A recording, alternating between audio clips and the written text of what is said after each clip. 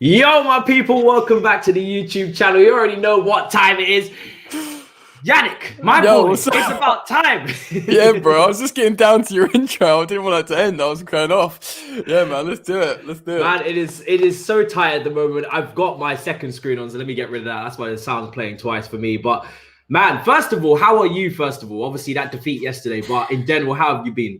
I've been all right, man. Thanks for asking. I've just been whinging to you before we went live. My office is really cold, so apart from freezing my nuts off, yeah, I'm all right, man. Doing my thing. It's a bit peak, the result. We're gonna dissect that, I'm sure, but I'm pretty chill. How are you, mate? You good? I'm great, man. I'm dreaming of that play button that you've got right there in the corner. Look at that beautiful mate, it won't be long. Jesus, look at that. Long. I see you coming, mate. I saw you on Twitter 20k before me. I was like, well, this guy's going to overtake me very soon on followers. He's done it. I expect it on YouTube shortly, man. Don't worry about it. How does it feel to have 100k, man? Honestly, that is the dream. Honestly, I'm gonna be real, yeah. Leading up to it, I didn't care. There's a thing in your head, whatever, it's good, you get the play button. I also applied for, you can get verified after that, and I got that. And I really didn't think I cared. I don't really care now. But when it happened, and I know this might sound lame, but I'm going to be real because I'm real. Do you know what I mean? I did almost get a little bit emotional just by myself. I would. I'd cry. Honestly, dude.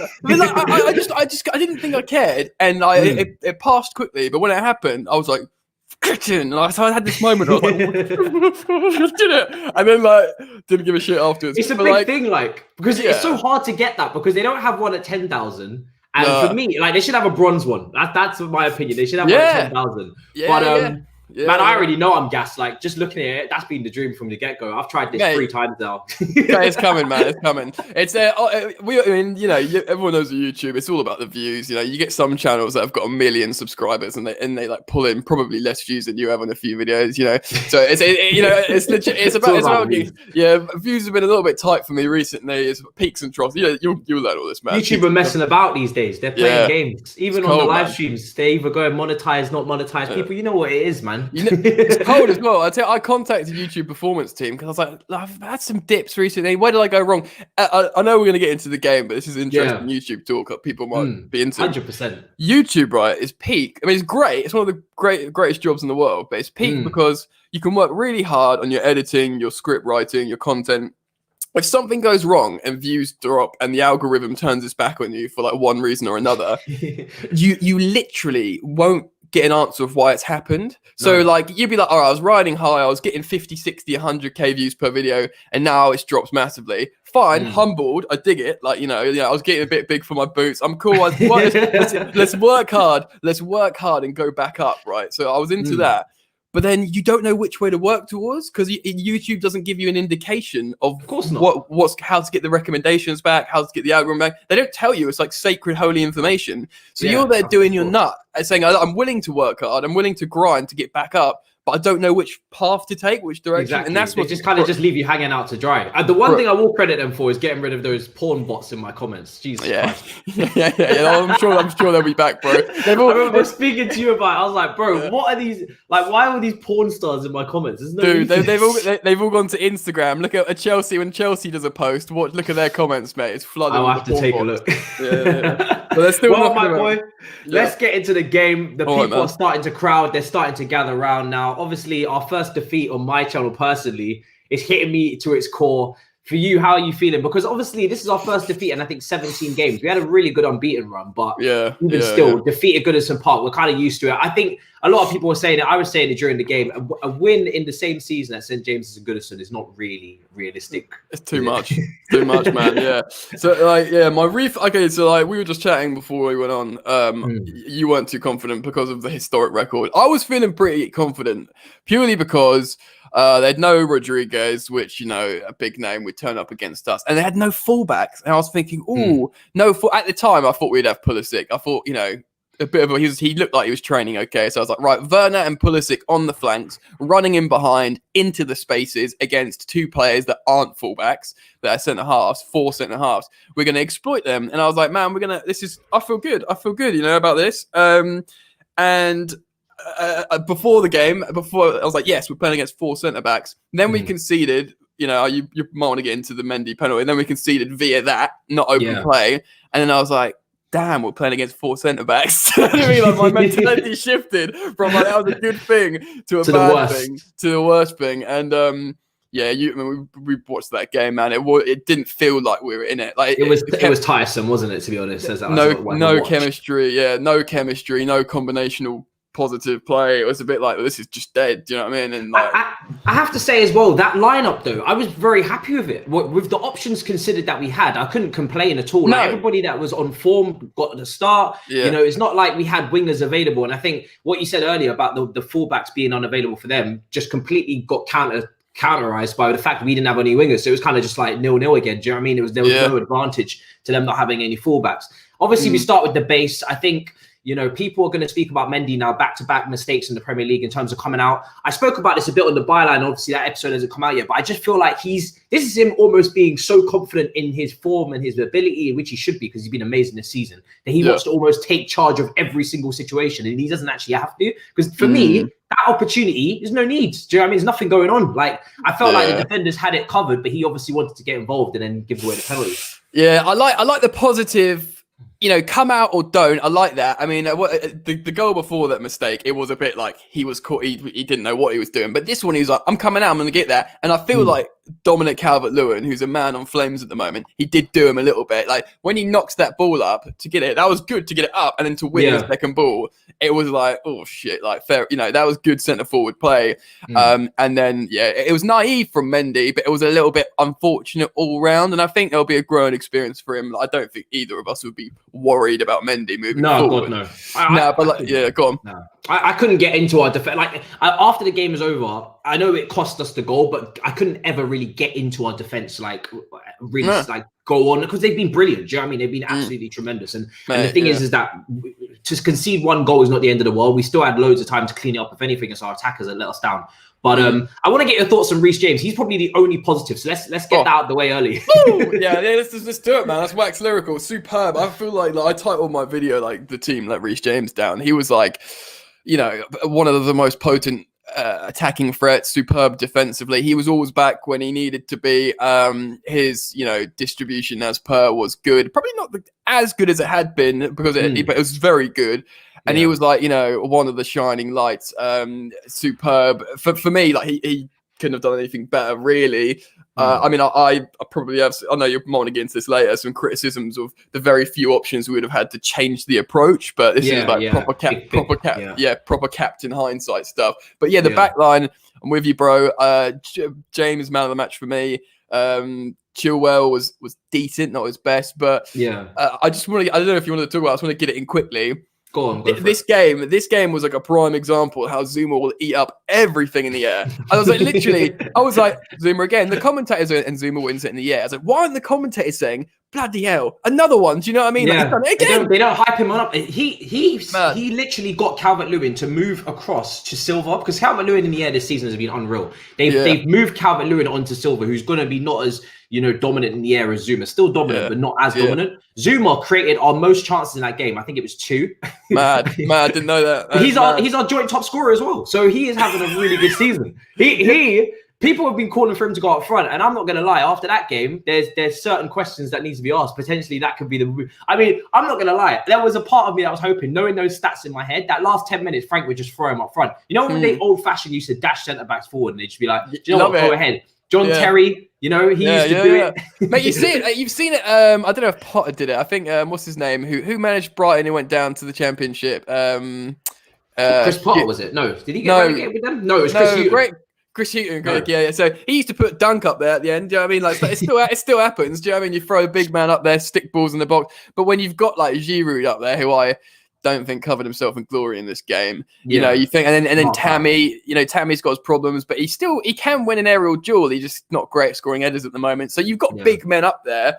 But yeah, we can get all into that kind of like. The thing is with Zuma is that the thing is, I would have just done it. I felt like we'll get onto this a bit later, but I just feel like we could have really gone for it, but we didn't.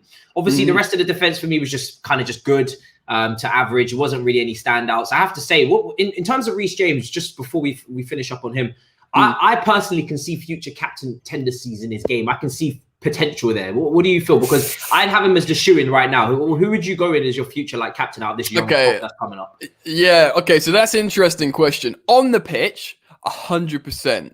100%. He's assertive. He like takes responsibility. He's like aggressive. He puts the work rate in. He leads by example, and he's not quiet on the pitch. My only concern with Reece James being a future captain, and this is important, people might not think it is, but what he's like off the pitch. Like, look how Azpilicueta is like a sponsman for Chelsea and talks well and like says all the right things. And if there's a controversial thing, he seems shy, doesn't he, off the pitch? Reece James don't fight. No, he's just not shy, bro. He's beyond freaking shy. He just does this generic, quiet comment saying, "Yeah, obviously." But maybe he could just look at you and tell you how it goes. You know what I mean? Or you could have a situation where he's captain and Mason's vice, or Declan Rice if he becomes in and he does the talking, the PR. Exactly, because you'll ask Reece James a question and he'll answer a different question in a really passive, quiet way. So that's why people say like Mason Mount. At least Mason Mount, like he's like a young Frank Lampard. I don't want that as a cliche. And you know, but he'll talk to the camera and he'll talk about what Chelsea is and he'll talk about what we have to do. So I don't necessarily think Mason Mount is Mason doesn't scare me though. He's kind of too adorable for that. Like if I was a player and I needed like being like as they say, shoot a rocket up someone's ass, it's gonna be Reece who does it on the pitch. On the pitch. Like you wouldn't want to mess with him. The guy's bouncing Hulk at Wigan at 18 years old, whereas Mason's just kind of like adorable. It's like there's a combination of the two, isn't it? You want both of them like joint captain. Mason does the politics and like the free kicks, or not even the free kicks. Like he just does he's the midfield game, politics man off the pitch, and Reece just bodies people on the pitch, does the captain thing there. 100%. I feel like if Mason told me what to do, I'd be like, you don't really mean that, do you, sweetheart? Yeah. On the pitch afterwards, but he's got the good PR afterwards. That's difficult. True. I mean, both of them hit the post in this game. I don't want to go down the incredibly unlucky route because I don't feel like we did ourselves any favors. People go on about the refs, the posts. Hit the post a couple of times. I still feel like we didn't do enough personally to win the game, but I'm seeing a lot of potential from those two in terms of their performance in that defeat. They were unbelievable. Yeah, I agree. You know what it's like? It's like the FA Cup final when we had a bad ref, when we had loads of chances missed, but we didn't do enough you can't go away saying, we didn't do enough to win that final. I know that's a weird comparison, but just hearing you say those things made me think of that game. Do you know what I mean? Yeah, 100%. 100%. I have to get to the super chat, of course. Priority, as everyone always knows. Yes, there are some mods. If you've just realized now you are a moderator, and there's a few of you, that are moderators. So get used to the comfort zone. Please do use your power wisely, okay? Don't start kicking people out the chat that you don't like. If they're rival fans, kicking them out. Let's be gentle, put them in a timeout if things get rough. You know what I mean? Let's start off easy, but we do have 10 mods selected and things can get rough for people if they start spamming. Do you think the 4-2-3-1 suits Havertz better with him behind the 10, behind the striker? I'm going to answer this first, Yannick, and then afterwards as well. Personally, I don't want us to switch from the 4-3-3 unless it's for a secondary formation on special occasions. And the reason why I say that is because the 4-3-3 just suits the majority of our team. And I don't feel like Kai is dependent on the formation, very similar to where Werner plays. I don't feel like it's dependent on where he plays either, whether it's wide or striker. Now, the reason for Kai is that I feel like in that RCM spot on the right side, he is going to be the most advanced 8 anyway. Mount is the more industrious one. He's going to be the one that helps out Kante. So you're going to see Kai float into the 10 regardless. Not only that, but if you see him at Bayer Leverkusen, he was operating in those right channels. He does like to cut in on his left foot. He can interchange with Ziyech, which I want to see more often as well. He can play out wide. I know you guys haven't seen the best of it because he's not on form at the moment. But for me, that gets the best out of Kai. He works hard to get the ball back as well. He can come back, work hard for the team, get back in shape. It gives us an extra body to defend, but also get into the 10 and the right wing position. And it's the same, I believe, for Werner. People talk about Werner going up front and it's going to change drastically his game. For me, he's a fluid forward who roams around the forward line anyway. So you're seeing Werner in striking positions anyway. He's missing big chances with basically open goals at this point. So it's not the position for me. What do you think, Yannick, on the positions of these two? Yeah, I'm with you on all of that, man. The thing is with Kai, the 4-3-3, like you said, is the optimal shape for Chelsea. And he, as an 8, will deliver better as a right 8, like you say, with Ziyech on the left, those 2 left boots, and then Reece James overlapping. That's like a trio combinational, beautiful thing. And I think at the moment, Kai does better with better quality around him, especially while he's acclimatizing to this high-octane physical league, which we've seen him suffer recently. So you move him around, he might suffer a little bit more. But generally, Kai's biggest problems for me at the moment isn't his positional versatility or where he's playing. It's, man's just had like mega bad symptoms with the big Rona, and he needs to, like I say, acclimatize to the league a bit more. He's a Rolls Royce of a footballer. He's done it, for Germany. He's done it for Bayer Leverkusen. The way he can move around on the pitch is undeniable. People need to remember that about him. Yeah. And he's 21 years old. We've probably got him for hopefully best part of a decade.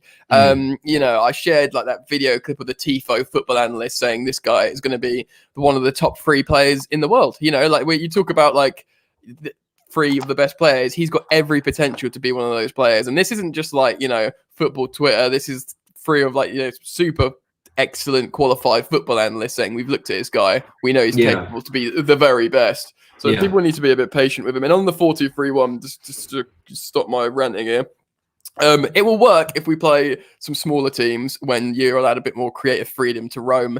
But yeah, I'm with you, Matisse. 4-3-3 is the optimum shape for our players. And I want to get onto another point someone made earlier in the chat. I did click on it earlier about the fan base being incredibly reactionary. I think a lot of people on Kai Havertz specifically right now. So I want to speak about him. For me, with Kai, is that I've seen so many examples of players improving in their second season. Mason Mount looks better this season, more comfortable. Plus, Frank Lampard knows midfielders. So if there's anyone who's going to get the best out of Kai and is going to get the best out of the midfielders we have, it's going to be Lampard. He's got the best out of Kovacic in comparison to the Sarri season where he was kind of limited there. You've seen even Felix at Atletico Madrid. People wrote him off, said he was, overrated. Why did they pay all this money for him? Now look at him this season. I feel like there is an adaptation period that people don't quite respect or understand. And they're getting onto Kai quite heavily because of the price tag. We have to remember, this is a 21-year-old kid. He's actually younger than the likes of Tammy, the likes of Loftus-Cheek, the likes of Christensen. All of these players that people have given time to. But Kai is just as young, but 10 games in, he's already getting slandered. I understand criticizing game for game, 100% criticize him all you want. But we've got people saying that he's not good enough, he needs to leave, he's a flop. It's like, I don't get it. Do you know what I mean? Yeah, do you know, okay, right. I think a lot of these people saying that, if it was like a kid we brought through the academy who's just been like given the chance in the first team and he's performing like this, you might say, oh, he's not up to it. But I think this might be presumptuous of me, but I think a lot of these people throwing these sweeping statements just don't know what he is and haven't I don't want to be like, I haven't watched the Bundesliga, but I'm not even going to be one of those football nerds or hipsters. If you've seen what this guy does on a football pitch, when he's comfortable, when he knows the environment around him, how he can move, what he can do with the ball, he's one of a kind. Chelsea aren't dumb. We all know Marina, especially this current Chelsea setup. We're very intelligent how we buy players and what we need. We've evolved. Chelsea didn't need another attacking midfielder, yet they broke their transfer record because they saw the opportunity to get this guy. Deep that. Do you know what I mean? This is a superb opportunity. This is like, we didn't need Eden Hazard, but we spent loads of money on him anyway because, obviously Hazard did a madness early doors. But it's a similar thing, man. Chelsea went, oh my God, no one can buy Kai Havertz. We could just get him. The guy that's wanted by Bayern Munich, Real Madrid. Do you know what I mean? Oh, mate. Bayern Munich, Real Madrid. I'm sure others had would have come in as well. So people seen him, they've judged him quickly, but they need to just look at what he is, look at what's happened to him, and look at what's happening. No preseason. I think you tweeted it. No preseason. I got a lot of stick for that one, but I was prepared to do it. And to be honest, I would defend Kai to the death of me because out of all of our attacking signings, he's actually the one that I feel like has got the most potential and has got his 100%. game is very complete. I know people are not seeing it now, but if you watched him last season and you've watched him, in the last couple of seasons as he's developed, there's no real weakness to his game. I get people are calling him lazy now because of the tempo. One thing he does need to do a lot better is use his body shape to shield the ball when he receives it because he gets taken off the ball quite easily and dispossessed with it. He's got a large frame. He does need to use it better. I go back to the time where maybe Ruben Loftus-Cheek under Sarri and under that later part of the season when he was really playing at his best, he really used his frame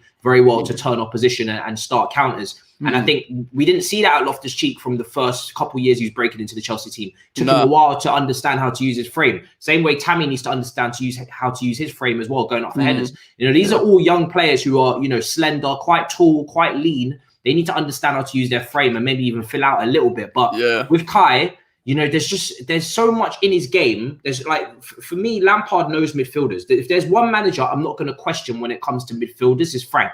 Like, he knows what he wants. He knows the traits that he's brought into. You don't get the talent ID in Germany is so high. They don't wax lyricals about anyone. They don't compare someone to Ballack, Ozil for no reason. Someone who can spot a pass, but also a threat in the air, someone with a turn of pace. Who could put in a slide tackle as well, bro. Yeah. He did it in Germany. Yeah. He'll float across the pitch like Kaká, and like the way he carries the ball. Literally, dude. And then he'll put in a slide. He did this for Leverkusen. He's done a couple of world time ones for Chelsea. He'll run and do a slide tackle and get the ball back. Remember, he did that mistake a few games ago and then did a wicked slide tackle, get the ball back.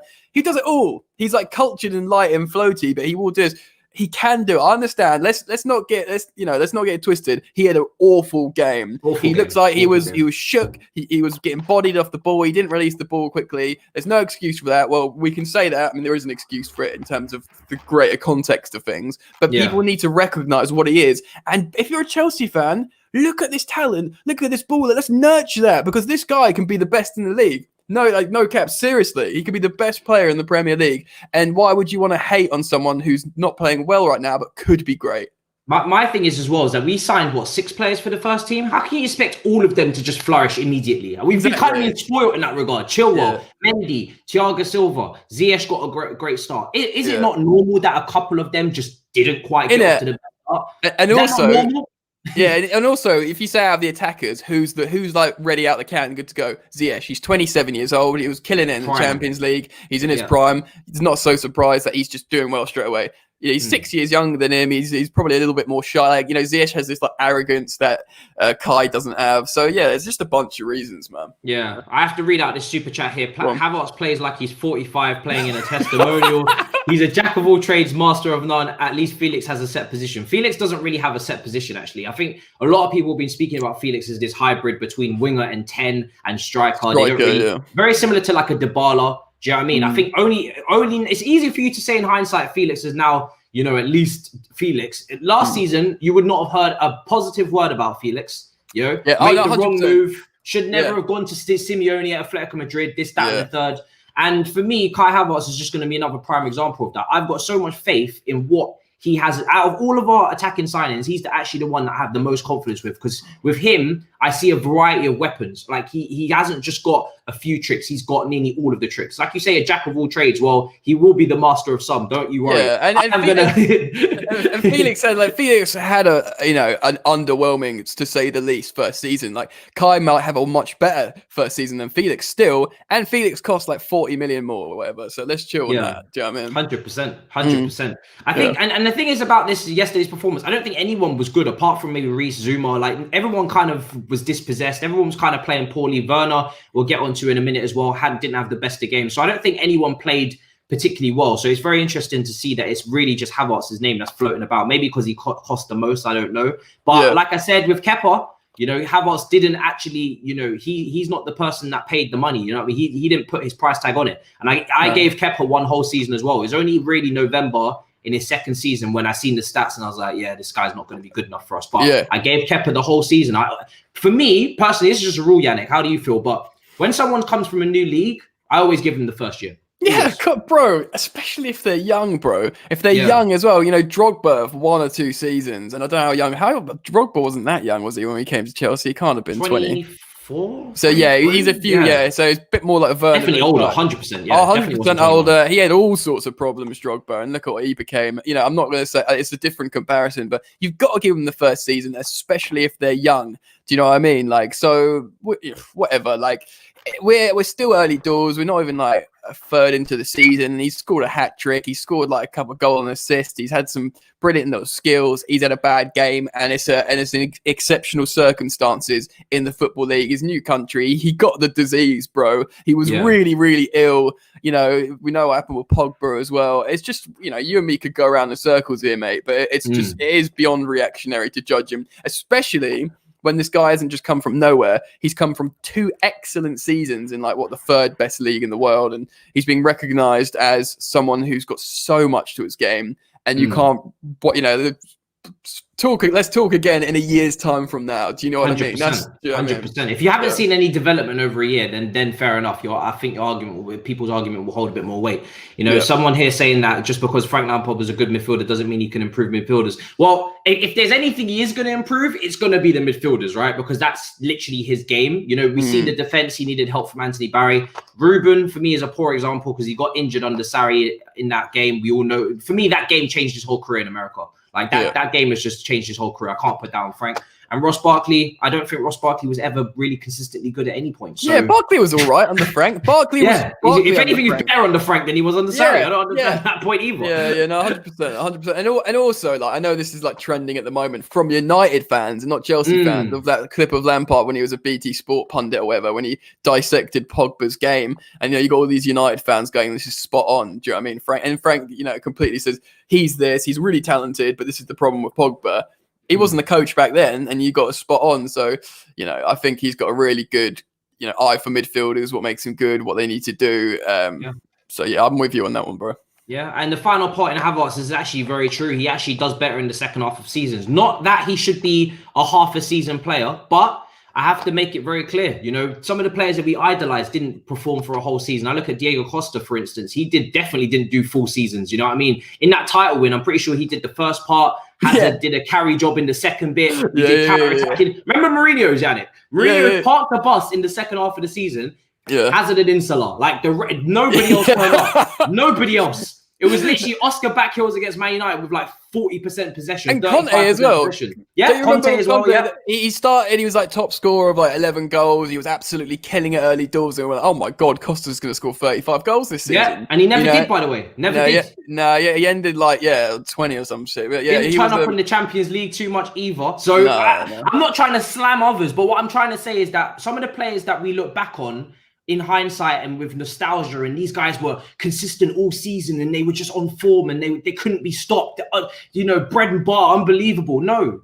If you actually remember what happened back then, some of these players were half a season lads. Do you know what I mean? I remember it distinctly. Costa fell away in the second half of season. So, I think under Conte as well, that final season, he definitely didn't have a great season before Conte gave him the little boot out the side door. Yeah. But that was a terrible season for everyone, to be fair. Sure. So the key here, final point is he's 21. I'm 23. So I'm definitely not going to slag him. Mate, if I was a Chelsea player, I'd be begging for a 6 months extension. So let's not get into that. They'd be putting me out to fucking pasture, mate. I'll be like MLS ting right now, I'm telling you. Oh, man. Well, this is the next part of our debate because this is, for me, huge, right? We've got three... I'm not going to call Ziyech injury prone yet, but let's keep it real. He's been injured twice now, I think, already. In the space of just a few months. So he's looking a little bit dodgy. What do you make of our winger situation? Because right now people are in a toss between either we're very unlucky that 3 players are injured at once and we don't need to purchase, or do we go out in January and get a winger? What do you feel? Yeah, okay. On Ziyech, man, I don't know what his Ajax injury record was like, but I have an inkling that might be like, oh, this is what English football is, early doors, winter months and stuff. Like, I think like maybe in the next sort of 3 or 4 years we've got him, he might sort of, I don't know, acclimatise, to use that word again, to how to play in the Premier League, how to look after himself, because it's a different ball game. So I'm a little bit, more positive about Ziyech. Pulisic does concern me because it was the same at Dortmund. Yeah. He's such an explosive player. And I think this is what Frank's saying recently with not playing him. He's like, look, he's not injured, but I really want to get the best out of Pulisic. I recognise what he is, and he is an explosive player for us. He keeps using this awareness term about his hamstring. But he says, I don't want that awareness to turn into a hamstring injury over December when we can use him against certain opponents where his weaponry would be perfect. Maybe he didn't think that for like Everton. Maybe he thought Everton's got no fullbacks. Havertz and Werner could do the business. Fortunately, Werner doesn't look like he can get injured for some reason, even if he plays like 1,000 games a season, which is just brilliant. Find a bit of finishing form on top of that, and we've got like a title-winning player there. Bit of a weird one with Hudson-Odoi. I mean, the Achilles one was, in isolation, that thing. That was, we know what that is. I don't know if he's gonna have like a bad injury record, but I personally, to answer your question, I was a big advocate of this fourth choice rotational winger. You know, Saeed Benrahma only just starting for West Ham. I think if you said to him from Brentford, look, mate, come to Chelsea, you'll get plenty of chances to play. Who knows? Play yourself into the team. You're living like, you know, the better part of West London or whatever around Chelsea, and you're gonna get and you're gonna get peas, and you're gonna get the accolade of playing for Chelsea Football Club rather than West Ham. Do you know what I mean? I think he probably would have taken that without expecting to start, but knowing, and then look at, he'd be starting every game right now because of our he would. thing, you know. So you know what? It's a tough one to sell though, because when everyone's fit, bro, Hudson-Odoi can't even get on the bench. Yeah. For me, it's very difficult. I'm very 50-50 because how do you sell it to because now I want everyone in the chat to start putting in your names. You've already started doing it anyway. I'm seeing Grealish, I'm seeing Boga, I'm seeing Sancho, which is incredibly unrealistic to rotate. I'm seeing Leon Bailey from Leverkusen, which is like a 2018 target. He'd cost pennies as well. He'd cost I'm seeing Conan at Bayern, Richarlison. I'm seeing so many targets, but I want people in the chat to be realistic here. Put yourself in Frank's shoes. Put yourself in Marina's shoes. It's all well and good we got the money. Tell me how, unless you're going to sell someone. If you are going to sell someone, tell me who, or loan someone out, tell me who. But Benrahma was perfect though, wasn't it? Yeah, exactly. Benrahma was realistic. Because he's a winger. He's a proper winger. He, get chalk on his boots. He'll cut in. He'll dribble into the box like what Chelsea need. Like, and how much did he cost? How much did he cost West Ham? I don't even know, but it wasn't not much at all. Not much. I don't remember the fee being anything to like choke about. I know Chelsea. I know Chelsea were legit had a finger in that pie for like a couple of reasons, but certain things didn't come to pass for it to happen. But that would have been perfect, and hindsight's everything. But so I'm seeing like Neto and Podence. That is never going to happen. Like how do you go to the winger?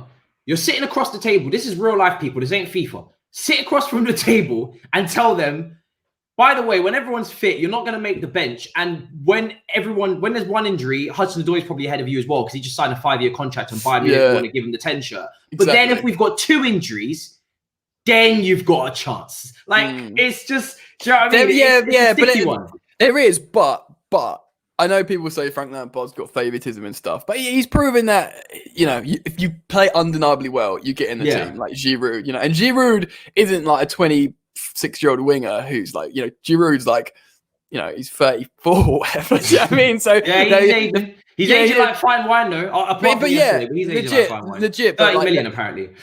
Oh, there you go. Well, but Lampard.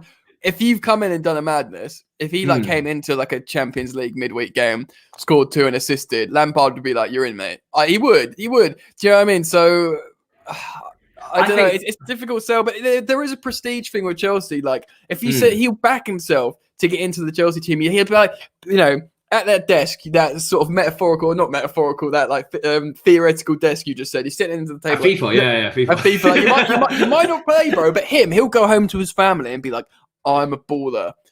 When they put me on that pitch, I'm going to do it and I'm going to be a Chelsea player. Like it's the same thing with the mentality's got to be spot on. Mentality. It's like Harry Kane and the second striker. I know they've just got that Vinicius guy, but no one wanted to join Tottenham as a good striker because of Harry Kane. But Jose said, "I don't want you then." If you think if you're going to have that mentality, I think Mourinho actually said this, like, I don't want to join as a second striker because I will literally never play. He's like, well then good, don't come near me. I want you to think I can displace Harry Kane, even if the contract says you're not going to play a lot. You got to come with that mentality. So as soon as Kane is a stinker, I'm going to come in and score 2.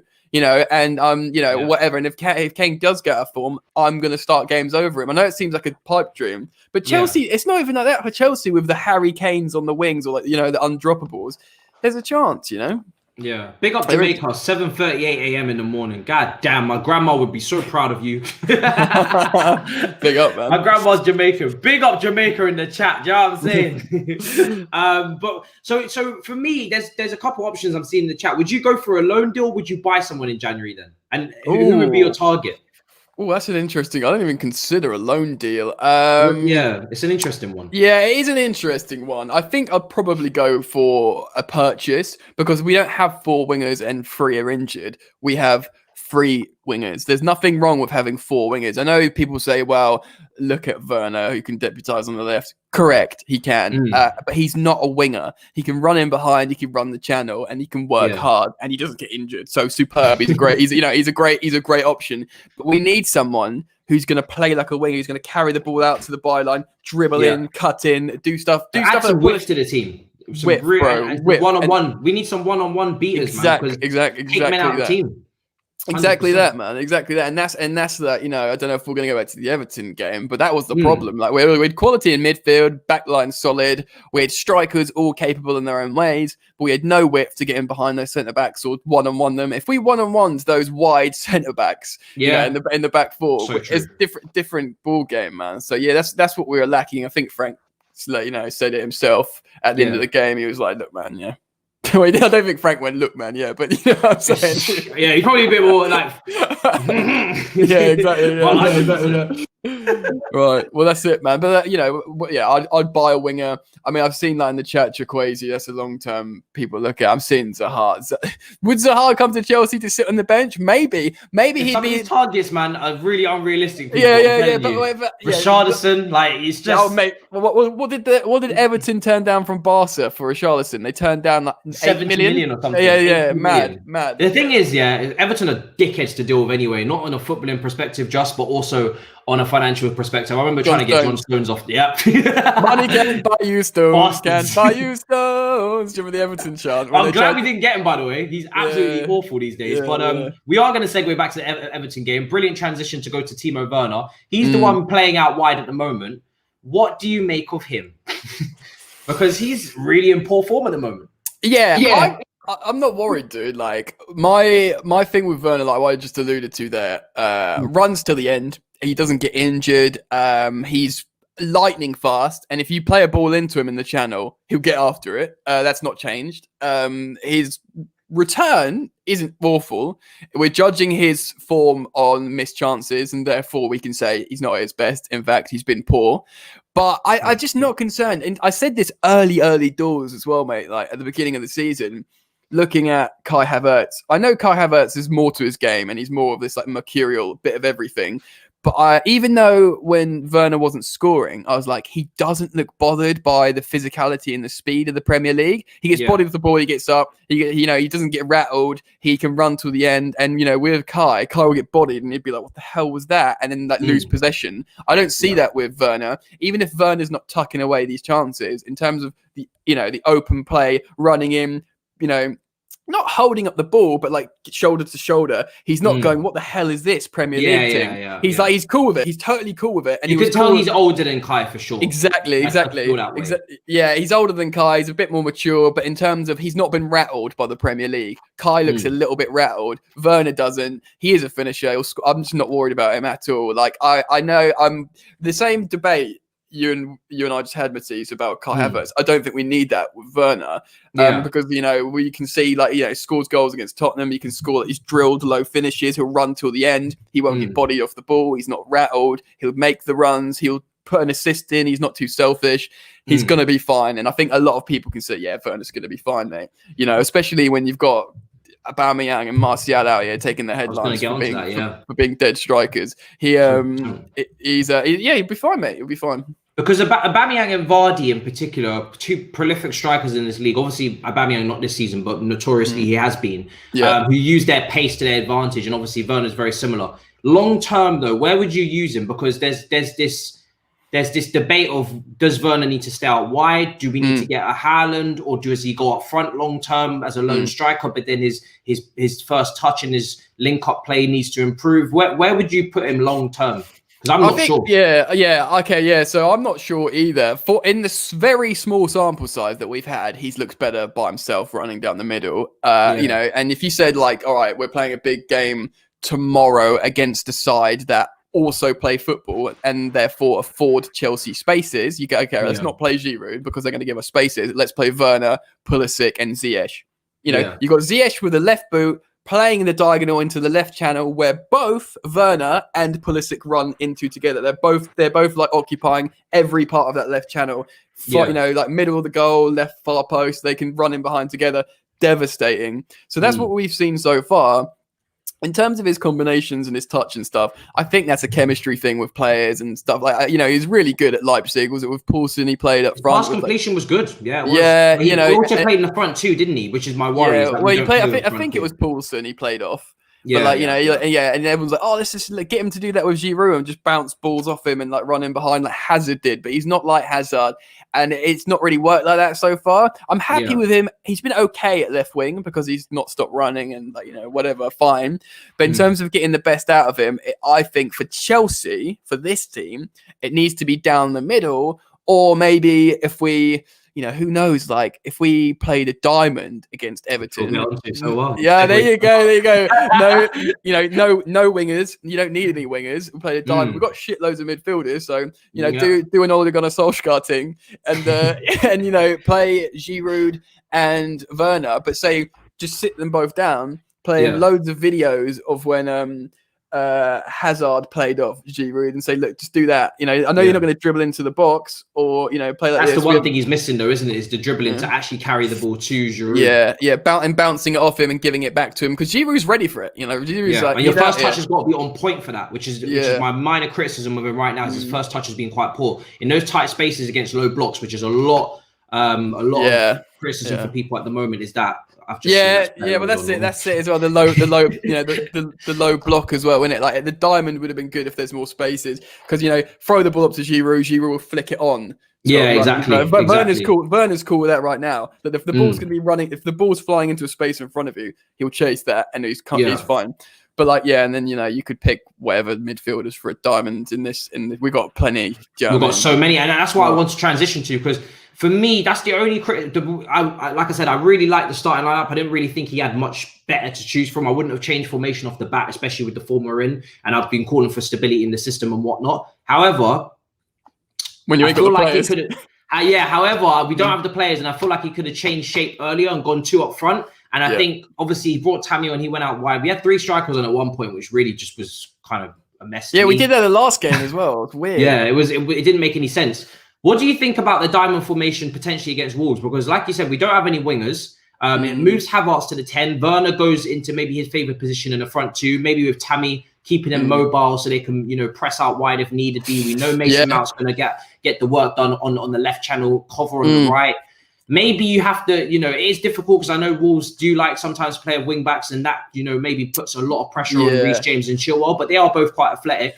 What do you think about a diamond, or would you keep the 4-3-3?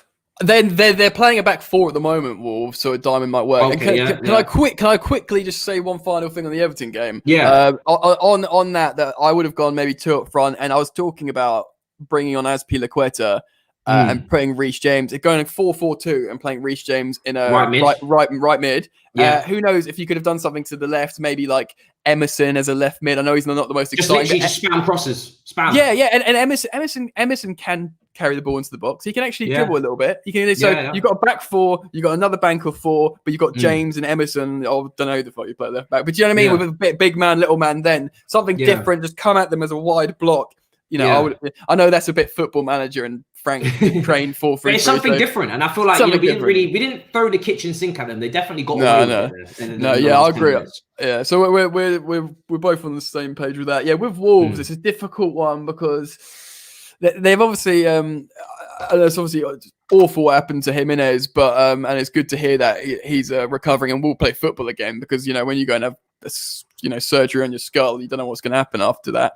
Especially with is it Ryan Mason? No, who's the guy who had the head injury with Ryan Mason had to retire in the end, didn't he? Yeah, is it Ryan Mason? Is that his name? Potentially could be. I think it might head be. Injury with Cahill. Anyway, so it's good to hear Jimenez is going to be back because he's an elite Premier League striker, but he's not obviously going to be playing against us. And he was a huge threat. I think he'd be a huge threat against us. Obviously, like Podence and Neto and stuff. But if they do play a back 4. I think we can beat them. I don't think a diamond because purely on the premise of they're going to counter attack and they're going to look to the likes of Traore, who's starting again to carry the ball and counter. And I think we've shown we can really deal if we're set up to think these guys are going to be on a counter thing. I don't think we set up against Everton like that. If we really think that, look at what we did to nullify Son and Kane. So I think we could definitely, hopefully, touch wood, nullify Traore to a degree, even though the dude's like a train. And I think we'd probably stick to 4-3-3, but I think Pulisic might come back in, which would be huge. And then we'd look to actually play like a 4-3-3 a bit more again, if possible. And if Pulisic comes in, it does change the whole thing because Werner can go on the because Werner can go on the right, and Werner looked all right on the right. I said, I don't think it makes a difference, bro, where he plays in that front line because he's so fluid. He's going to drift. If he goes up front, he's going to drift into the wide channels anyway. People are going to see that. So he's still going to be taking up the same positions. For me, he just needs to improve on those individual aspects we speak about. Exactly, yeah. And he'd start left wing, Pulisic would start right wing, but like you said, they'd interchange, they'd run him behind. And I think, honestly, if that happens, it's up to Frank on whether he wants to start Kovacic or Havertz. It'd be a big show of faith to start Havertz in the midfield. Although you would have hoped he'd perform better in the right centre mid because he did look good like that. And when he's got like a wing on to his right, I think he's infinitely better. So maybe Frank says, chill, Havertz, he's settling. He's going to play this game. He's going to get an assist or something, and we're going to be gravy. Or Kovacic, whatever. And I think the 4-3-3 because they're drilled in that. Mason Mount. That's what I think, bro. 4-3-3. The reason why I wouldn't go to a 3-5-2 is because with the diamond, which we saw under Ancelotti, he had Anelka and Drogba and Malouda in the 10, and it was some of the best football we've ever seen. I love that formation when we get it working right. And the reason why we wouldn't change to a back three, I just feel like it rips up too much of the foundation that we've built defensively. There's no need to change our defensive build-up. Like, we've already secured a back four. And with the diamond, you're basically keeping the four, you're keeping the three-man midfield. You're really just changing the top end of the pitch, which is where we struggled against Everton. Really. Everything else was fine. It's just the top end that we struggled. So I wouldn't change the whole formation now. I think that would just be ripping apart all the good work that we've done so well. The wingers are just, I know when we said it and I say it again, the wingers are just so important to the midfield as well in terms of relieving pressure. So although Diamond might be good with 2 men up front, I feel like we need to just get a little bit out. And Reece James, if Reece James was so frustrated with Kai Havertz, it didn't work. Bro. He didn't pass to him. I don't, or maybe he felt like he couldn't. And the passes were misplaced when he tried it as well. Yeah, obviously Reece has got a beautiful love affair with Hakim Ziyech. Those two are meant to win the Champions League together on that right flank. Do you know what I mean? Those two are like going to be iconic, I think. As long as Ziyech is, he's going to be like 27 to 30, whatever. Those 3 prime years, him and James are going to do a madness. But similarly, not as good, but Werner or Pulisic, James is more comfortable. He's like, right, I got a winger here. They know what to do, when to pass to me and when to run. You didn't get that with Havertz. Again, so it makes, even though James was our best player, it will make him better. Just that one winger, bro. That one extra winger, Pulisic will change everything. So the 4-3-3 will be much better, I think. No, 100% agree. Like we said earlier, I think it's a worry because they are injury prone. But when I've seen Charlie Masunda as an option as well. I honestly just think the club are building up his fitness to sell. I don't think he has an option to stay really here, to be honest, long term. But I have to say on Pulisic, man, if we can get him fit for the Wolves game, it does change everything. Because like you said, that 1v1, suddenly now you've got someone who can just take a player out of the game. It's huge. It's so huge when trying to defeat a low block, someone that can dribble. We've seen Eden Hazard do it so well when he was here with us. This is a Declan Rice versus Ethan Ampadu. Obviously, Ampadu's playing now. I'm going to broaden this discussion to something less repetitive because a topic that we speak about so often in the Chelsea community. Jan, if you had to make one signing in January, one player in particular you think this squad needs, who would you go with? A winger, bro. I am an advocate of a new CDM. And not because I want them to displace Kante, just for longevity and rotational options. And I'm not going to get bogged down on this. I got a bit of stick for this. I said Kante had Frank Lampard known that Everton game would go like that, which you'd never have known. How is he to know if we was going to have 75% possession? He might not have played Kante as the 6. He might have played Gilmour, someone who's going to release. Kante can pass, but he doesn't insta release the ball. And I'm going to use this word kind of satirically, but regista. This guy, this fast passing number 6 to like really move around the players in front of you. Yes, we're vulnerable in transition, but we were vulnerable in transition anyway. We got good defenders, we got a good goalkeeper.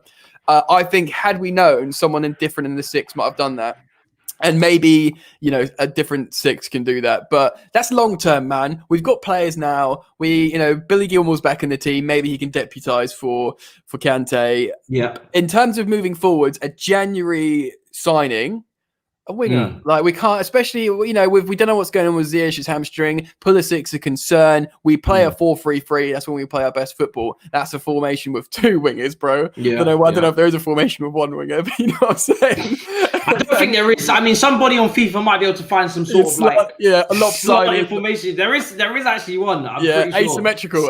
Asymmetrical formation where you've got a winger and it like just kind of comes down like this as you move through the pitch. Someone in the chat will tell us what formation. Yeah, exactly. But so that's it. That's it for me, man. We need someone to come in, not be happy to play for Chelsea, be happy to train with these world class players. But we know, a Saeed Benrahma would have been perfect, bro. But yeah, I get it. Maybe if Chelsea could have got him for 10 million less, whatever, than West Brom paid for him, they might have got him anyway.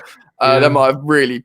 I feel like they just didn't go after it because of Callum Hudson-Odoi. I was literally about to say that. Yeah, 100%. Yeah. So much uncertainty about his future as it is and still is to this day. Then they just felt like bringing in another winger would just kill that completely. For me, I don't know if I get another winger. I feel like we have enough depth there because this is a freak situation where all 3 are injured. For me, if they're not all going to be fit, I don't want to cause a ruckus, but we might have to take a look at these actual 3. Do you know what I mean? Because if they're not going to play full seasons, if we can't get full seasons out of any of them, which is way too early to say about Ziyech because this is his first season here, but the other 2 certainly is worrying times. Then I've seen people say it before, you're only as good as you're durable. Do you know what I mean? You're only as good as your availability. If you can only play 50% of the games, that brings your value down. So in the coming seasons, if they can't play full seasons, we've had this discussion on Loftus-Cheek as well, talented player. If you can't get enough games, if you're not going to give us games, a big percentage of games, then we have to start looking at other options, in my opinion. But that's a couple seasons away. I want to give it as much time as possible because it's 2 wingers in Hudson-Odoi and Pulisic that I believe in immensely. I don't want to ever get to the point where we have to get rid of them. But in 2 seasons' time, if they still can't rack up games, I think Pulisic has missed so many games. I think he's missed more than Eden Hazard has in his whole Chelsea career. That's what that was a stat that came out. What? Yeah. Eden Hazard at Chelsea was extremely durable. Extremely available. He played for injury. That's 15, 16. He was fucked all season. Yeah. But now that's probably why his Real Madrid, oh man, let's not bring this beautiful stream down.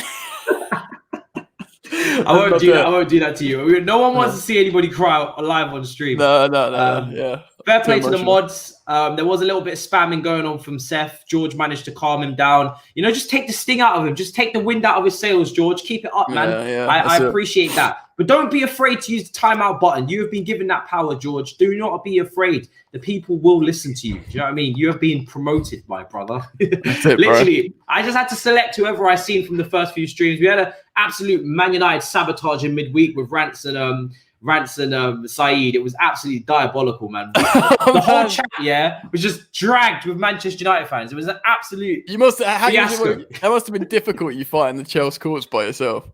Oh man, I was getting absolutely dragged apart. But to be honest, I sometimes just like to be quiet because in the future seasons, I can take what they've said. If I'm speaking over them, I won't hear them. So I like to just keep silent and let me really hear the slander loud and clear so I can bring it up in the future. That's it, bro. Yeah, exactly. Quality content continues out here on this channel. That's it, man.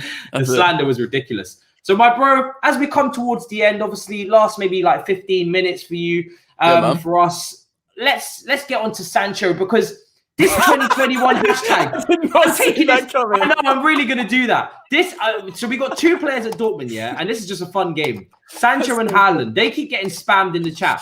And first of all, are the Sancho days gone? Was you on the hashtag train like I was? Oh, yeah, man. Like, I mean, not so much once we signed Ziyech because I was a Ziyech fanboy, but yeah, man. I look at football therapy. Like, I made bare views out of them thumbnails. No, but seriously, I did one of my most viewed videos is obviously Sancho in a Chelsea kit, but Sancho is a Chelsea fan. And I was like, right, this is why Sancho would bloody love coming to Chelsea. But we dragged that, man. We milked that to the cows come home. But it's true though, isn't it? He's from the ends, isn't he? He's homies. He is from the ends. Yeah, he's homies with Tammy. He's a Chelsea fan. London, all of it together. Chelsea out here with the P's. It all stacked up.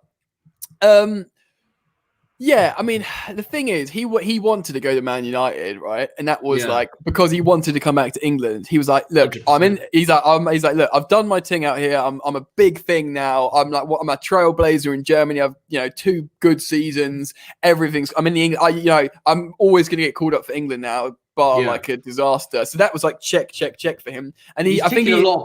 Yeah, he's thinking a lot, but he wanted to come back. He wanted to go. I think he's had a poor season so far this season. I think a lot of it's he's definitely been a bit underwhelming for sure. Yeah, and like that's to do with the transfer saga. And he was like, I think he probably wanted to come to Chelsea because, like, do you remember he did like that YouTube stream and then people kept saying come to Chelsea and he was like cancelling them and everyone thought he was parring Chelsea. But like Tammy Abraham was in the chat like winking, like, my guy, like he wants to transfer out here, trying to transfer. Yeah. I think if Chelsea came in for him, he would have been like, yes, please. It was clear Marina early doors. I think actually, if you do a bit of research, Frank Lampard might have blocked the Sancho move. I think he didn't want him. Really? Yeah. I think he really wanted the left boot of Ziyech early doors. Makes sense. It makes sense. And look at the team. It makes so much sense. Versatility. So big up Frank Lampard for getting transfers right. Do you know what I mean? 100%. So he said, look, he's probably looked at like Sancho, world class baller, not what I need in my plans. And I think Marina Granovskaya one of them. You guys can do your research, but I do a lot of Chelsea's research. I think she wanted him. She made an approach. He would have loved it, but I think Frank was like, not really what we need. Maybe his mind will change, seeing as all our wingers are losing their legs. But so I think he would have loved it, but then he wanted Man United. He's like, you know what? Fine. Rashford's a baller. I've got my friends at United. I'm going to get peas. They play counter-attacking football under Solskjaer. Yeah. I scored. Shoots his game to a T. Yeah, to a T. I scored bare goals with counter-attacking football, and I think he made the decision. Enter Ed Woodward, screwed everything up. United fans, Glazers out. You know the rest of the story. But whether he'll come. I mean, it could happen. It depends how this season goes. If his price tag drops right down, he could still go to United. But I think if you said to him now, Chelsea or United, man's going to Chelsea. Of course. Yeah, of course. Come on. Yeah, Frank bro. Lampard. And speaking of Frank Lampard, that's actually a brilliant topic because some people are getting onto him a bit about, the lack of, game management and in the Tottenham game, not bringing on Giroud earlier. Everton, a bit slow with the maybe changing system. There was title talk, last week, 2 weeks ago even. Yeah. Now people are, on the other side of the fence. Do you think we can challenge for the title? Because I've had this discussion with so many people and everyone's kind of all over the place on this topic. Yeah, yes. Yeah, man. Yeah, we can. Yeah, we can. It's injuries are crap. We've got a really bad December schedule. If we had two wingers yesterday, we're winning that game. I'm sorry, especially against that Everton back line. I know you say that's football and that's part of it, and maybe so. It really depends on what Liverpool do. City look relatively dusted, man. They do. Yeah, I keep bringing this up. And who else? Like everyone's like, oh, Everton might do something. Everton. They're not doing anything. Tottenham, of course, are the big ones at the moment. But one injury to Kane or Son, they're done out here. 100%. And Kane does usually get an injury. Always. He does. Yeah, it's his thing. It's his thing. He's into it. So he'll get an injury. If something happens. And if you look at the XG table, which is a bit of a nerdy thing, that the Athletic did I think it might have been Michael Cox did a wicked article on it, and he says Tottenham are massively overperforming their XG, like ridiculously. Oh, really? Yeah, and it's a completely unsustainable model. And he says by looking at the numbers and facts that they could be finished fourth in terms of what they should be doing. And that's on top of the injuries thing you and me have just been talking about. Yeah, of course. So there's a big chance. If you look closely with the microscope, you say Tottenham would drop off. And then you got Chelsea with the elite squad and depth to challenge. So we can do it. I'm not saying we will. Frank Lampard pitched a 3-year plan to Marina Granovskaya. So first year, try and get top 4, bring the kids in. Second year, bring new players in and close the gap. Close the gap. Not challenge for the title, close the gap. Third year, challenge. So you could say we're ahead of schedule in terms of definitely ahead of schedule for me. Yeah, exactly. But we can. I say yes to that, bro. We can definitely because I look at it last season, I didn't expect us to finish top 4 of the squad that we had. We definitely overachieved by far last season compared to all the pundits and experts had us finishing 5th, 6th, 7th, and 8th. This season, of course, we've brought in a lot of players, so it is now about closing that gap and trying to challenge. And I think we will challenge. I do believe that it might be a step too far to go ahead and win it, but you never say never, because I think this season is a freak season. Do you know what I mean? There is Liverpool have got injuries. You know, they continue to keep getting injuries. Someone just said Jota's out for 2 months. I didn't know that. But no shit. Well, I don't know if that's true, but I'm just going off the chat there. We won't confirm that with anyone yet. I need sources. Tell me who the source is before I confirm that. That's massive. But I also think we could do a madness in January. I would not be surprised. We went 2 windows without spending. I wouldn't be surprised if Roman can see, and if the board can see that we're just a couple points off the top. He'll go for it 100%. He'll go for it. I'm with you, and that is it. That is exactly it. If he's like, oh, look, we're pretty safe in top 4. But if he's like, if he smells blood, if Roman smells blood, he'll be like, I'm in. And the thing is, as well, mid-season we'll make peas as well. We will sell Alonso. Hopefully, but I think we'll make something. And we're totally safe in FFP. The numbers, if it's just one good player we need, or a player and something else, or a recalled loan or something, a couple in the door from one way or another, he will 100% go for it. And with Liverpool, just quickly as well. I think the one thing that's pissing me off about Liverpool is they're just surviving. They're having like an absolute crisis and they're still killing it, and that's the worrying thing. Do you know what I mean? Like they'll just bring in a kid and he'll have a world-class performance. You're like, fuck off, man. Do you know what I mean? It really is Klopp. It's just Klopp. It really is Klopp carrying them with his own mentality and forcing the rest of the team to rise to his standards and not the other way around. Like Klopp will not drop his standards to whatever players on the pitch. He's got a system and he's got the players playing to his level, not the other way around. So he's definitely getting the most out of that squad. And I think if Liverpool were to ever lose Klopp, they would drop off back into like a top 4 race, in my opinion. I don't think they'd be as good as they are. Yeah, 100%. And there you go. And there's a cliche, trust the process cliche thing, because he didn't drop him in, and he didn't do the bit. It was all like heavy metal football, gegenpress, just scraping 4th place, but exciting to watch and having the odd mega loss, to being, absolutely immaculate. So it's out 100%. Here. Do you know what I mean? It's out here. It's got to chill. 100%. Bye, Ralph. Keep up the late night tweets on Twitter, which are extremely disturbing. If anybody follows him and they see him on Twitter, that brother, when it gets late, Jesus Christ, you just want to mute him and then just unmute him in the morning, because he's a joy to behold. Get the likes up to 100, people. I've never requested that, but I've seen a couple people saying it. So yeah, let's just do that. Drop a like, man. Takes 2 seconds. No one ain't gonna charge you. I promise. YouTube are getting a bit scabby, but they will not charge you for the like. I'm saying Jota is out. Someone else. Yeah, let's check if Jota is actually out. I have no idea. Diego Jota injury update, suffering in knee injury. Rafa, just baited you out. These Liverpool fans react to latest Diego Jota injury. 2 months, legit. 2 months, he's actually out injured for 2 months. Liverpool really can't catch a break at the moment, and that's correct. We are almost at 5,000 subscribers, so get us to 100 likes to celebrate, because the roundabout's coming up on Monday, and we all know how much you guys love that where I freeze off my tits outside for you lot. That's always fun. Mate. I want to play a quick game to end the whole stream. And I keep naming it something different, mainly because I forget the name the previous time I do it. But we're going to keep it collecting up the Cobhams today. That's what I'm going to call it. It's basically where I select 3 players from Cobham or from the youth, or that are fairly young in our squad. And I get you to pick who is actually going to make it for the next decade at Chelsea, because that's a long time. And we know just by watching Lamptey leave us to Brighton how sad that was. No matter how talented you are, it's not always the path that Chelsea, you're not always going to make it at Chelsea. And so many things can happen. Competition, you don't get the break. So many different factors. So we're going to start with the defense. I've got 3 players for you. I'm going to go Tomori, Guehi at Swansea, who's having a really good time, and Ampadu, centre-back position. So who would you say out of those 3 is going to make it at Chelsea for the next decade if you had to pick one? Mark Guehi. Very high. Yeah, very, very highly rated. Isn't he? Is he left-footed, Guehi? I think he looks to be both-footed. Spam it in the chat. The guy, the name that you pick out of those 3 as well. Yeah, he seems to be both-footed, bro. Can I just say that I'm an Ampadu super fan. I watched him a lot at the Bridge 2 years ago when we under Conte, when he played a little bit. And Sarri played him right back at one point, which is hilarious. Yeah, he's an absolute baller, and he has the attitude. He has the sort of all of it. I have a few concerns about Ampadu. He's one of those people that versatility is great, but sometimes it can be a curse. Mark Guehi, in terms of just a centre back that looks like he's good to be a top tier centre back, I think I think he's probably the one out of those three. He's got the strength, and the ball playing is key as well, because we know how much we're trying to build up from the back. He just looks so.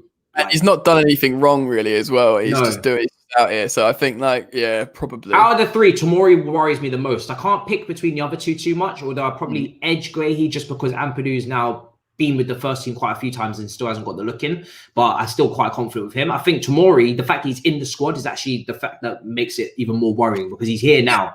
Yeah, do you know what I think about Tomori, right? So this is I was like a broken record here, but when Lampard had his derby season, everyone was talking about Wilson and Mount. Yeah. Tomori won player of the season at centre half. Yeah. He won player of the season. He's got unmatched recovery pace, like literally unmatched. He killed it with Zuma away at Ajax, clean sheet against that team, 1-0 win. There's a reason. There is some stuff going on with Tomori, I think, behind the scenes. He wasn't included in that Champions League game because he's going to go out. He's literally now fifth choice, isn't he? Yeah, well, I think Frank said, look, I'm not going to use him this season. He's a great player. He's going to go on loan and he's going to play a lot. So he's like, because you're going on loan in January, there's literally no point in me playing you. Like, you don't need a shop window. Everyone knows how good you are. You know, there'll be a lot of takers. He's got a huge following in France in Ligue 1. Yeah. And like, he's like really well. People will snap up Tomori, I'm telling you. Yeah. So he's like, right. I really don't. First week, I expect him to be gone. Exactly. So he doesn't need a shop window game in a dead rubber against Krasnodar. What you do need to play at Krasnodar is two centre backs you might rely on every now and again to keep warm, like Christensen and Rudiger. So everyone in the shop window, those two as well. If they want to go for a ride. Everyone was losing their minds against Tomori not being in the squad. I was like, no, this is the reason. You know, like that. That's what Frank really does. Tomori did so much for Frank. He's not like he's like a good Christian young boy. He ain't out here causing trouble. Frank sold David Luiz for Tomori. People exactly. Do you know what I mean? So Frank's looked at him and said, right, you want to go and kill it at some decent club and be the boy.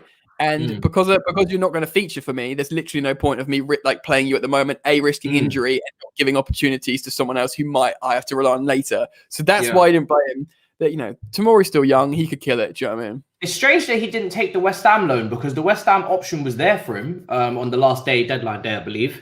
Obviously, he's in London, so he's not moving too far. Declan Rice is there, big Chelsea target. Well, very surprised he didn't take that, but apparently they wasn't guaranteeing him minutes. Yeah, that was it. That was it. Like he was like, I want to be the starter, and they were like, oh no. Then he's like, well, all right. Because I think probably he was like, well, in that case, I'll chill, train with the top boy, train with Thiago Silva for a little bit, and then go in January. I mean, makes sense. Yeah. So, I have to get on to another three. I'm going to go Tino, Andrew, Gilmour, or Gallagher. Who would you go with there out of those three? Three top tier ballers. I mean, Gallagher, like, I had my Fulham mate around my apartment yesterday, and he was like, this Gallagher boy you've got as a top player. I was like, yes, like everyone, but purely on the premise of 3 starts and full debuts and 3 competitions, 3 man of the match awards, even though he's built like your 14-year-old sister, it's got to be Billy Gilmour. It's got to be Billy Gilmour. Do you know what I mean? He's 19. Is he 19? I think he's still 19.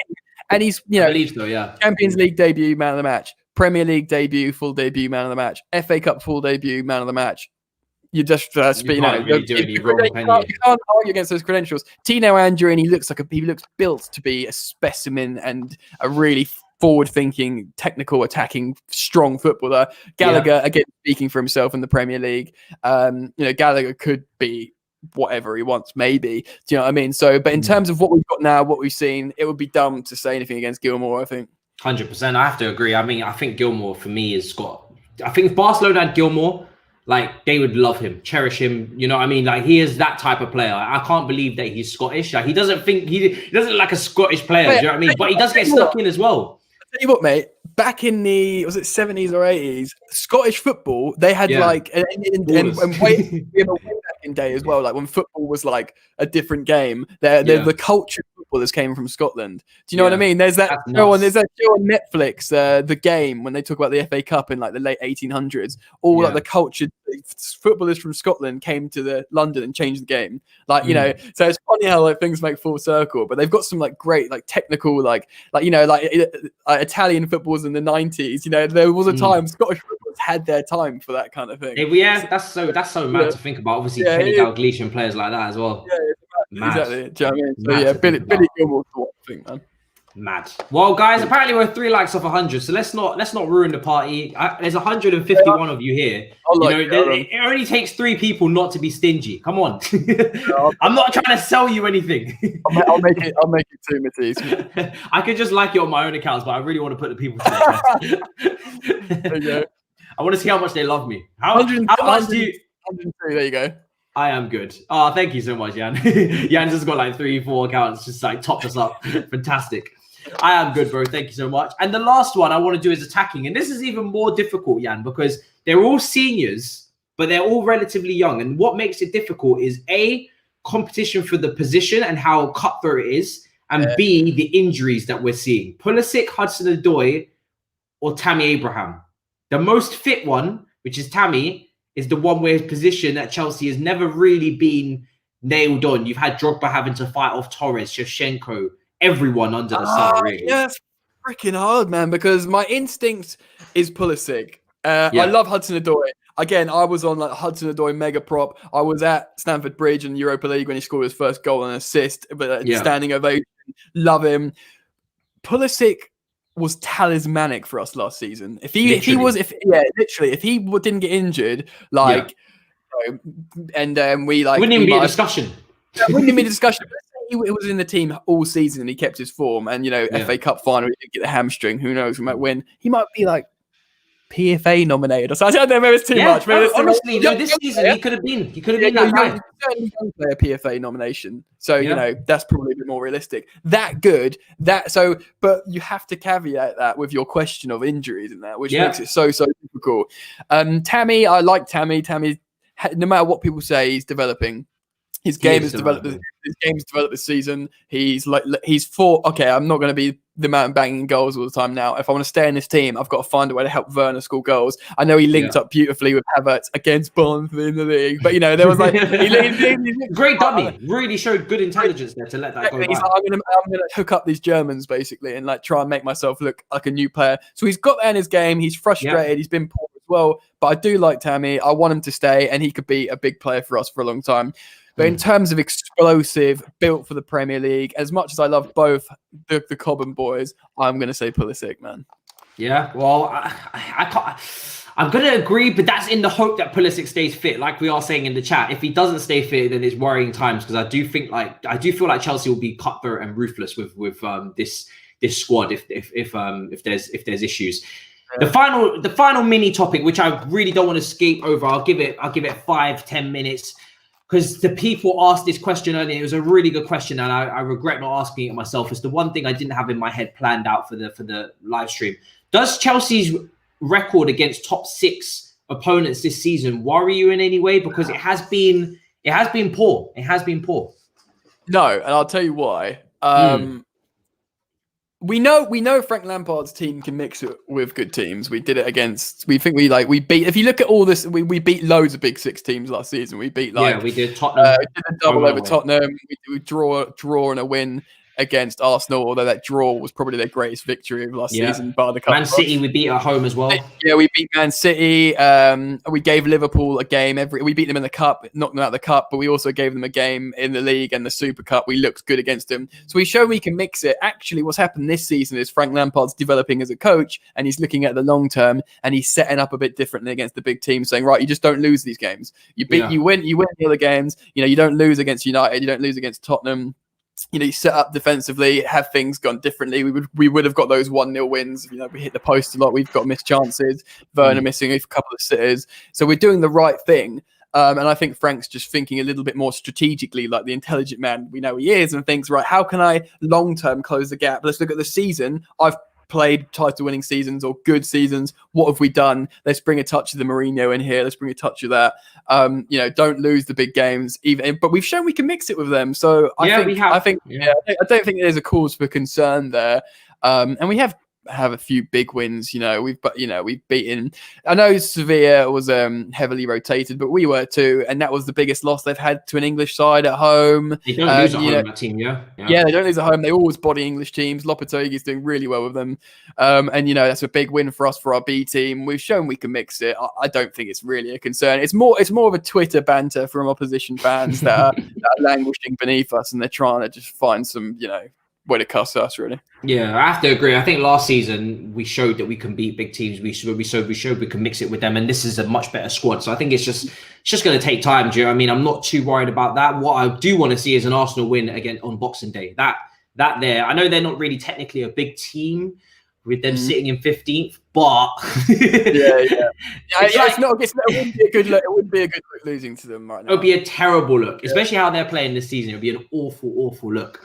Well, guys, I think we've covered absolutely everything, to your demands. Hopefully everything has been to your liking today. Hopefully, you guys will join us again tomorrow. We've got the roundabout starting again. That's going to be madness. You know how it is when I go outside. There'll be a few surprises as well, maybe a special guest with us in the 4 o'clock in the morning wake up call that we got. That's ridiculous.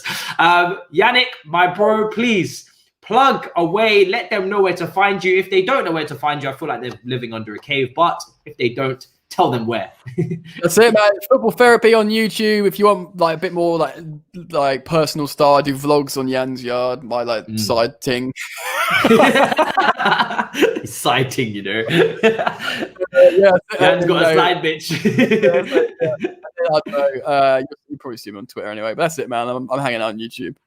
100%. Well, bro, your link is in the description. People, make sure you click the link and subscribe if you haven't already. I feel like you must have. That loud ass motorbike just going past. The hell was that? No. Bro, I thought that was an earthquake. I was like, wait, hold on a second. I live in London. There's no earthquake here. That tells me to wrap up the stream. God is upon us. He's told us it's a wrap. People, thank you so much for joining us today. It has been an absolute pleasure as per usual. And I'm going to sign out with the outro, which is the same as the intro because we dirt cheap out here. We only just got monetized. In a bit, people. Peace.